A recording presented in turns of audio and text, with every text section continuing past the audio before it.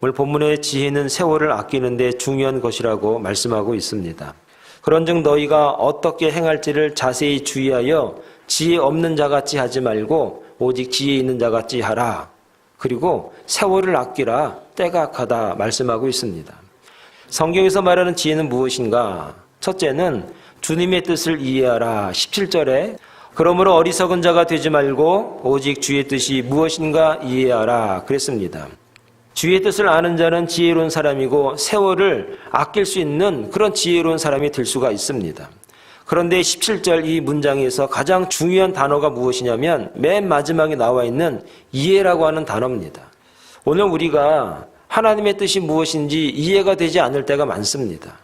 우리는 분명히 시킨 대로 했는데 우리의 뜻대로 우리가 원하는 대로 되지 않을 때가 많습니다. 그럴 때 우리는 주님의 뜻이 무엇인지 잘 이해가 되지 않는다고 이야기할 수 있습니다. 이해라고 하는 그 말의 뜻은 무엇이냐면 어떤 것에 마음을 집중하고 기울이라 그런 의미가 이해라는 단어입니다. 그래서 바울은 이 주님의 뜻을 위해서 몇 가지로 우리에게 권면을 하는데 골로새서 1장 9절에 이렇게 말씀하고 있습니다. 이로써 우리도 듣던 날부터 너희를 위하여 기도하기를 그치지 아니하고 구하노니 너희로 하여금 모든 신령한 지혜와 총명에 하나님의 뜻을 아는 것으로 채우게 하시고 라고 말씀하고 있습니다. 하나님이 원하시는 건 분명히 A였기 때문에 A를 함에도 불구하고 우리에게 다가오는 것이 불이익과 억울함과 난처함이 있을 수 있다라고 하는 것입니다. 그럴 때 바울이 말하는 권면을 여러분 기억할 수 있어야 됩니다. 내가 너희를 위해서 기도한다. 그래서 내가 기도하는 것이다. 오늘 저와 여러분들이 살아가면서 이해할 수 없는 결론이 있습니다. 이해할 수 없는 결과가 있습니다. 정말 사람이 생각해도 그건 그렇게 되면 안 되는 겁니다. 그런데 하나님이 그렇게 하십니다. 그렇게 놔두십니다. 왜 그러는가? 오늘 우리에게 기도할 수 있는 기회를 우리에게 주시기 위한 하나님의 사인이다라고 하는 것입니다. 사랑하는 여러분, 저와 여러분들에게 이해할 수 없는 결과가 있을 때 원망과 원통과 억울함을 가지고 살아가기보다 하나님 앞에 기도하는 주의 종들이 되기를 바랍니다. 그것이 바로 주님의 뜻을 이해하고 알 수 있는 기회라는 사실을 여러분 믿을 수 있길 바라겠습니다. 바울이 또 말합니다. 로마서 12장 2절에 보니까 너희는 이 세대를 본받지 말고 오직 마음을 새롭게 함으로 변화를 받아 하나님의 선하시고 기뻐하시고 온전하신 뜻이 무엇인지 분별하라 그랬습니다. 로마서 12장에 말하고 있는 하나님의 뜻, 주님의 뜻을 분별하기 위해서 우리가 어떻게 해야 되는가? 마음을 새롭게 하라 그랬습니다. 여러분, 마음을 새롭게 하라고 하는 의미는 오늘날 우리가 가지고 있는 선입견이나 우리가 가지고 있는 고정관념을 허물어뜨려라 라고 하는 겁니다.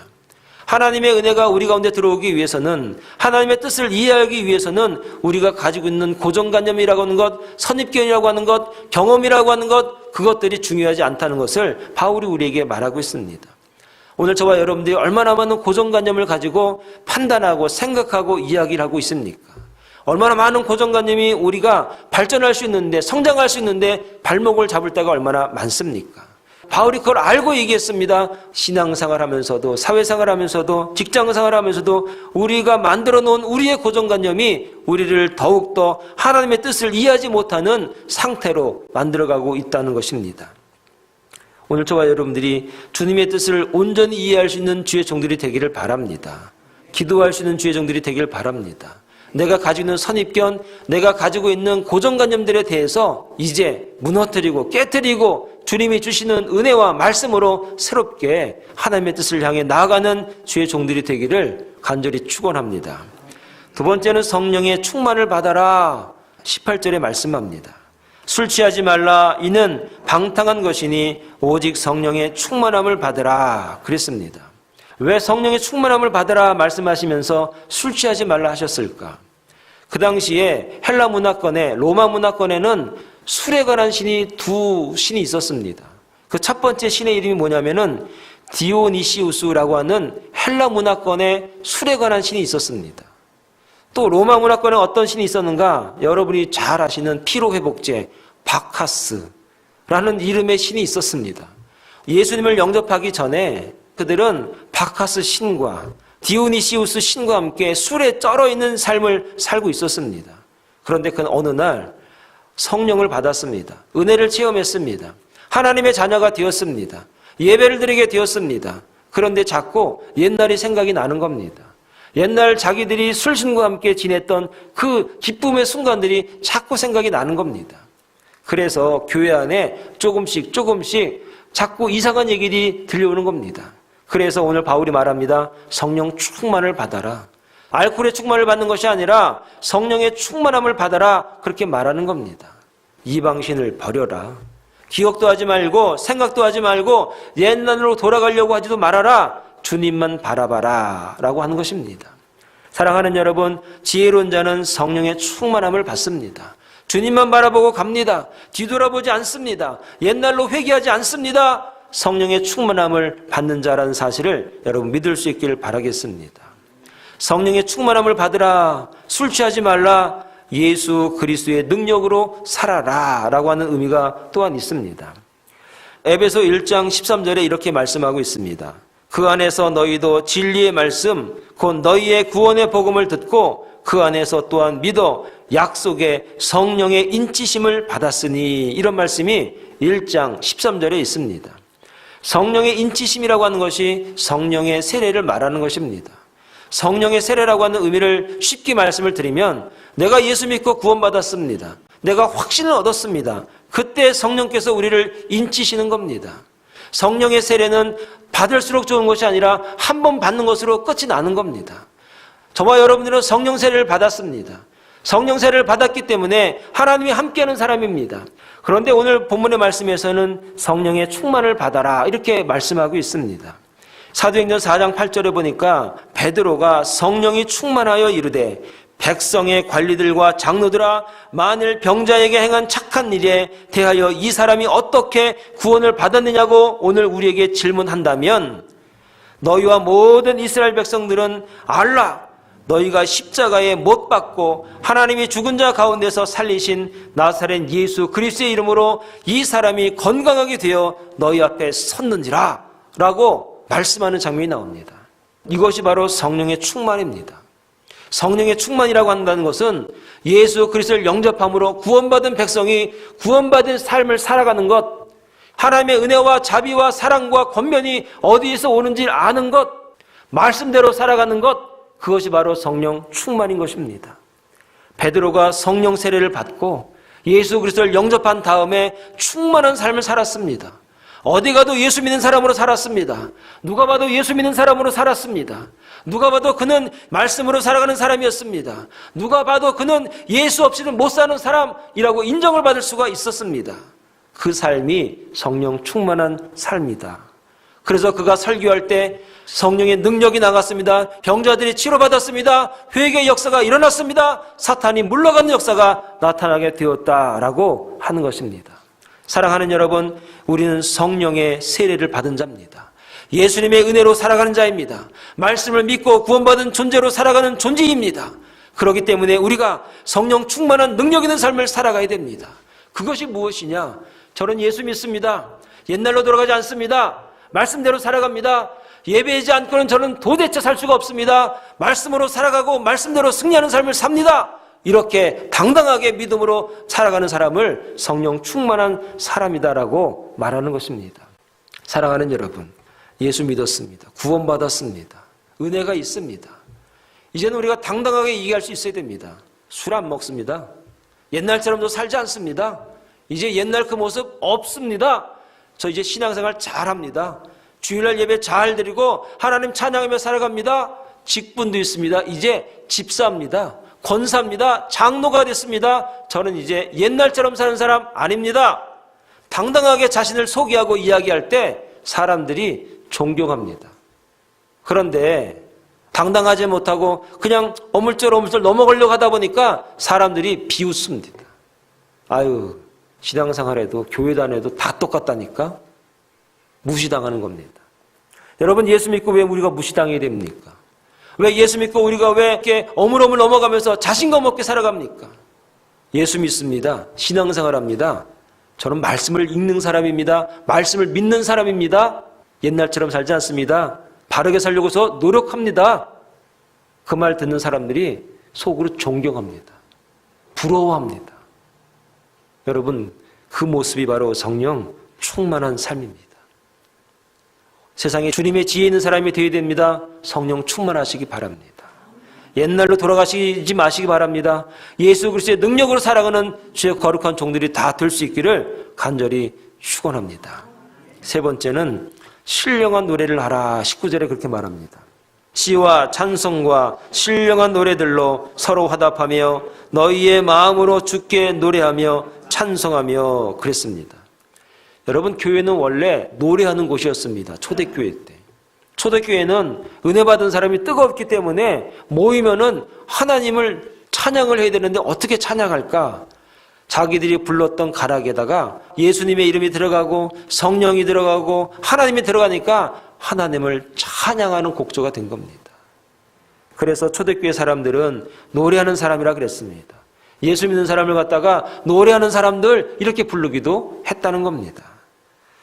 오늘 신령한 노래로 서로 화답하라 그랬습니다. 신령한 노래가 뭡니까? 신령한 가사가 뭡니까? 신령한 내용이 무엇입니까? 하나님이 나를 향해서, 주님이 나를 향해서 역사하시고 은혜를 주셨던 것을 서로 화답하며 서로 간증하며 교회를 섬기라 하는 것입니다. 한 주간 저와 여러분들에게 하나님이 어떤 은혜를 주셨습니까? 예수님의 말씀이 나에게 무엇이었습니까? 그것들을 주일날 와서 찬양하면서 서로 간증하는 겁니다. 사도행전 16장 25절부터 바울과 실라 얘기가 나옵니다. 옥에 갇혔습니다. 실컷 매맞았습니다. 왜 매맞았는가? 15장에 보면은 그들이 복음을 증거할 때 젊게 보던 사람들의 귀신이 물러가고 도망간 겁니다. 젊게가 나오지 않습니다. 돈을 벌 수가 없습니다. 그래가지고 잡아다가 실컷 때렸습니다. 그리고 옥에다 쳐넣었습니다. 눈 뜨고 보니까 자기들이 옥에 갇힌 겁니다. 가만히 생각을 해보니까 자신들이 복음을 증거하다가 귀신을 내어 쫓고 병자들 고치다 보니까 이런 핍박을 받게 되는 겁니다. 그러다 보니까 하나님 감사합니다. 내 입술을 통해서 이런 기적이 나가다니요. 내 입술을 통해서 하나님께서 이렇게 역사하시다니요. 찬양과 감사와 영광이 그 옥안에서 일어났던 것입니다. 그랬더니 옥문이 열렸습니다. 착고가 풀렸습니다. 간수장이가 주님을 영접하게 되었습니다. 자기의 집으로 모셔서 음식을 대접하고 다 세례받았습니다. 사랑하는 여러분, 신령한 노래로 서로 화답할 수 있는 주의 종들이 되기를 바랍니다. 서로 간증하면서 하나님이 나에게 이렇게 역사하시고 우리 자녀를 통해서, 우리 가정을 통해서, 나를 통해서, 나의 신앙 고백을 통해서 하나님이 나를 이렇게 사랑하셨다고 이렇게 간증하는 신령한 은혜들이 우리 가운데 있길 바라겠습니다. 덕을 세우라는 내용입니다. 여러분, 덕을 세운다는 말이 무슨 말입니까? 교회를 세운다 그랬습니다. 교회를 세운다는 말이 무엇입니까? 건축 헌금해라 그런 의미가 아니라 성도들을 세워줘라 하는 겁니다. 고린도전서 14장 26절에 그런즉 형제들아 어찌할까? 너희가 모일 때에 각각 찬송시도 있으며 가르치는 말씀도 있으며 계시도 있으며 방언도 있으며 통역함도 있나니 모든 것을 덕을 세우기 위하여 하라 그랬습니다. 오늘 저와 여러분들이 신령한 노래를 하는 사람들이 되어야 되는데 덕을 세우는 사람이 되어야 됩니다. 성도를 세우는 사람이 되어야 됩니다. 시리에 빠져 있고 좌절에 빠져 있는 성도들에게 다시 용기와 희망과 소망이 될 수 있는 그런 신령한 노래로 그들을 세워줘야 되는 것입니다. 그게 교회입니다. 교회. 교회가 그런 거라고 교회하는 겁니다. 오늘 저와 여러분들에게 있어서 우리의 찬양은, 우리의 신앙의 고백은 어디에서 무엇을 하고 있습니까? 서로 세워주면서 격려하면서 서로 힘과 용기를 북돋을 수 있는 그런 지혜 종들이 다 될 수 있는 그런 지혜로운 자들이 다 될 수 있기를 간절히 축원합니다. 신령한 노래란 무엇입니까? 기뻐하라는 얘기입니다. 야고보 5장 13절에 보니까 너희 중에 고난당하는 자가 있느냐? 그는 기도할 것이요 즐거워하는 자가 있느냐? 그는 찬송할지로다 그랬습니다. 기뻐하라는 얘기가 뭡니까? 기쁨을 표현해라 그런 얘기입니다. 저 사람들이 기뻐하고 있다는 것을 사람들이 알게 하라 그런 얘기입니다. 예수 믿는 사람들은, 신앙생활하는 사람들은 기쁨을 표현할 줄 아는 사람들입니다. 그래서 많은 사람들이 왜 그렇게 기뻐하지? 왜 그렇게 좋아하지? 왜 이렇게 신앙생활하는 사람들이 얼굴이 빛나지? 밝지? 궁금해 죽겠네 할 정도로 여러분 그렇게 살아야 되는 겁니다. 예수 믿는 게 뭐라고, 신앙생활하는 게 뭐라고 저렇게 기뻐하고 즐거워할까? 그게 궁금해야 되는 겁니다. 또 하나는 뭐냐면 반대로 슬퍼하거나 고통이 있거나 아픔이 있거나 그런 것을 갖다가 표현해서 알려줘야 되는 겁니다. 내가 지금 슬프다고, 내가 지금 어렵다고, 내가 지금 아프다고, 내가 지금 상처받았다고 알려줘야 됩니다. 그래서 그 아픔을, 그 고통을 나눠야 됩니다. 그 고통을 위해서 우리가 함께 기도해야 되는 겁니다. 그 고통을 우리가 서로 공유해야 되는 것입니다. 그것을 위해서 함께 기도하면서 함께 우리가 한 가족이라는 것을 서로 알게 되어야 되는 것입니다. 그게 교회입니다. 나만 혼자 아프면 되지, 꼭 참는다는 게 그게 여러분 좋습니까? 오늘 우리가 신앙생활 할 때 기뻐하는 자들 되길 바랍니다. 슬프면 슬프다고, 아프면 아프다고 또 고백들 할 줄 아는 사람들이 되어야 됩니다. 그래서 나를 위해서 기도해 주세요, 나를 도와주세요 하는 손짓도 할 줄 아는 사람, 그런 사람 되어야 되는 겁니다. 그래서 우리에게 다가오는 여러 가지 어려움이 있다고 하더라도, 고난이 있다고 하더라도 교회가 있으니까, 같이 기뻐해 줄 사람이 있으니까, 같이 슬퍼해 줄 사람이 있으니까, 함께 울어줄 사람이 있으니까 나는 소망이 있다고, 나는 그래서 힘을 낼 수 있다고 그렇게 살아가야 되는 것입니다. 이게 지혜입니다. 이게 지혜. 마지막으로 감사하라 그랬습니다. 범사에 우리 주 예수 그리스도의 이름으로 항상 아버지 하나님께 감사하며 그랬습니다. 여러분, 감사하며 이 뉘앙스가 뭐죠? 이 뉘앙스? 감사하며 이 얘기는 받은 것을 드리며, 이 의미가 감사하며 그겁니다. 우리가 하나님께 드릴 수 있는 것이 무엇이 있습니까? 드리는 자는 받은 것이 있는 것입니다. 여러분, 드릴 수 있는 사람은요, 받은 게 있는 사람이에요. 받은 게 있는 사람은 드릴 수가 있어요. 받은 게 없으면 드릴 수가 없죠. 여러분, 뭘 받았습니까? 특별히 하나님 앞에 드리는 사람들, 저와 여러분들 뭘 받았는가를 좀 생각해 봐야 됩니다. 생명을 받은 자는 생명을 드릴 수 있습니다. 물질을 받은 자는 물질을 드릴 수가 있습니다. 기쁨을 받은 자는 기쁨을 드릴 수가 있습니다. 사랑을 받은 자는 사랑을 드릴 수가 있습니다. 여러분, 드리는 방법은 굉장히 다양합니다. 드리는 것도 굉장히 다양할 수가 있습니다. 그러나 그리스도인들은 교회에 이런 받은 것들을 하나님 앞에 드리는 장소라는 것을 우리가 알아야 됩니다. 우리가 받은 것이 무엇인지 알아야 드릴 수 있지 않습니까? 여러분, 뭘 받으셨습니까? 성령을 받았습니다. 은혜를 받았습니다. 말씀을 받았습니다. 사랑을 받았습니다. 기쁨을 받았습니다. 치료함을 받았습니다. 자녀를 받았습니다. 남편을 받았습니다. 아내를 받았습니다. 어떤 분은 왼수를 받았습니다. 이런 분도 있어요. 얼마나 받은 게 많아요. 받은 걸 생각하면 너무나 많아요. 그렇다면 받은 걸 드릴 수 있는 겁니다. 하나님 앞에 사랑을 드릴 수 있습니다. 헌신을 드릴 수 있습니다. 기쁨을 드릴 수 있습니다. 여러분, 드릴 게 너무나 많아요. 초대교회 성도들은 본능적으로 감사하는 사람이었어요. 왜냐하면 그들에게는 핍박이 있었습니다. 쫓겨남이 있었습니다. 죽임이 있었습니다. 그런데도 그들이 모일 때마다 감사하면서 찬양하면서 영광을 돌렸어요. 초대교회는 제가 보기엔 받은 게 별로 없어요.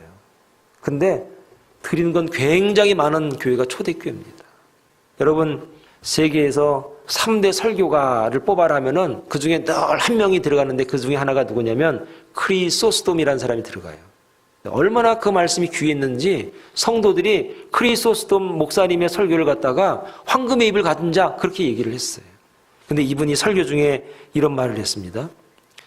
그리스도인은 지옥에 대해서도 감사해야 됩니다. 이렇게 얘기를 했어요. 이게 이상한 얘기잖아요.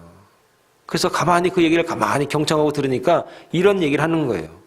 바른 길로 가게 하는 위협이며 경고가 되기 때문에 지옥은 우리에게 감사할 수 있는 거라고. 아, 지옥 때문에 우리가 바른 길 가야 돼. 지옥 때문에 우리가 옳은 길 가야 돼. 하나님 말씀대로 살아가야 돼. 어떻게 보면 지옥이 있다는 것도 감사한 거야. 그런 겁니다. 여러분, 생각해 보시면은 감사하지 않을 게 없어요. 다 감사할 거예요. 감사할 거예요. 저는 바울을 생각하면서 감사란 내용을 다시 생각하게 되는데, 바울이 지병이 있었어요. 가시가 있었다 이 말이에요. 근데 그것 때문에 바울이 더욱더 하나님을 의지한 거예요. 오늘 우리에게 있어서 가시가 있다는 것, 불편함이 있다는 것, 어려움이 있다는 것, 그걸 통해서 하나님을 찾을 수만 있다면 그것이 얼마나 감사합니까? 사랑하는 여러분, 하나님의 사랑은 우리를 구원하시기 위해서 자기를 낮추시는 분이기에 우리가 다 당연히 감사를 합니다.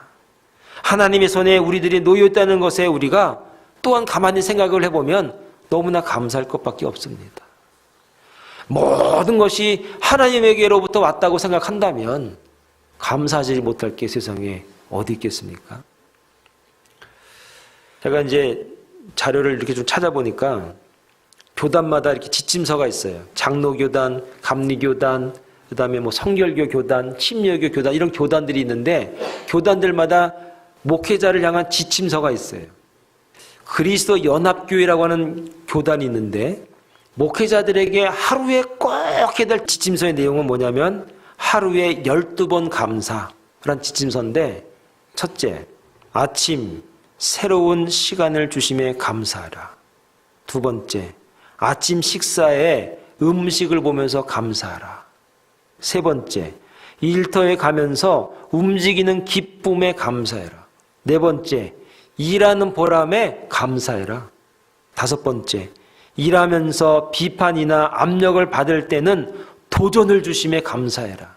긍정적으로 생각해라 그런 얘기죠. 여섯 번째, 칭찬을 받을 때는 만족함에 감사해라. 일곱 번째, 점심에는 대화할 수 있는 동료에 의해서 감사해라.